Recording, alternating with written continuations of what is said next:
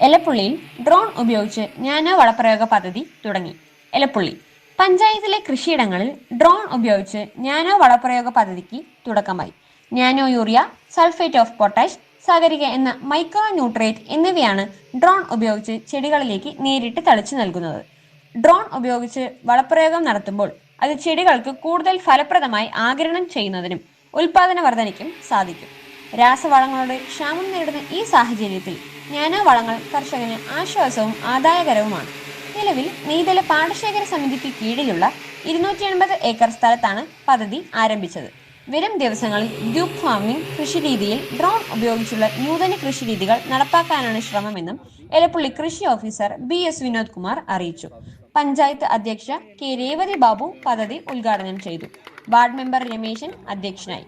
Vice president Sunilkumar S, സ്ഥിരം സമിതി അധ്യക്ഷ KV പുണ്യകുമാരി, പാടശേഖര സമിതി convener A Suresh, S Sreeram എന്നിവർ പങ്കെടുത്തു.